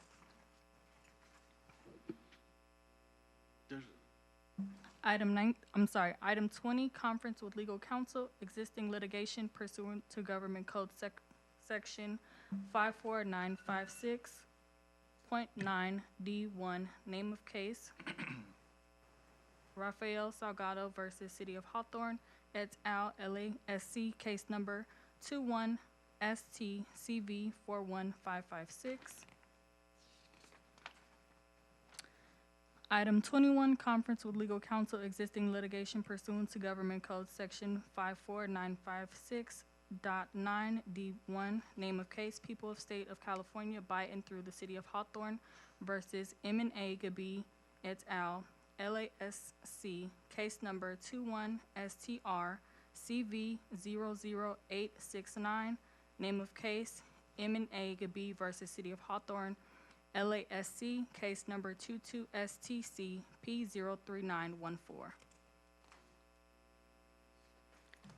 Item 22, conference with legal counsel, anticipated litigation, significant exposure to litigation pursuant to subdivision D2 of section 54956.9 of the California Government Code, one potential case. Thank you. All right. So is there any member of the public that would like to speak on items 19, 20, 21, or 22? If not, I'll declare oral communications for these items close ordered.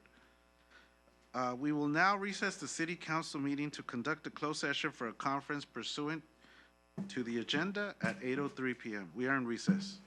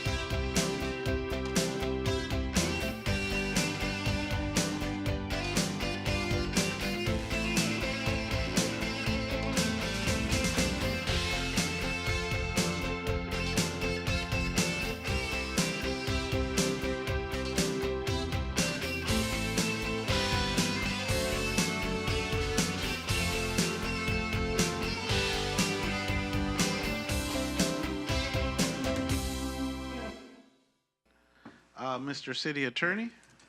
Thank you, Mr. Mayor. On number 19, conference with real property negotiators regarding the property interests held by the Bank of America National Association. The City Council met in closed session, and a report was provided to City Council, and the direction was given to staff. There is no action to report out. On the next matter, number 20, conference with legal counsel, existing litigation on Rafael Salgado versus City of Hawthorne. A report was provided to City Council. No action was taken. Number 21, conference with legal counsel, existing litigation on 2 cases involving the M&A Cabay and City of Hawthorne. The status report was provided to City Council, and there was no action to report out. Number 22, conference with legal counsel, anticipated litigation for significant exposure to litigation. Report was provided to council, and no action was taken. Okay. If there's nothing further from City Council or staff, this meeting is adjourned at 9:17.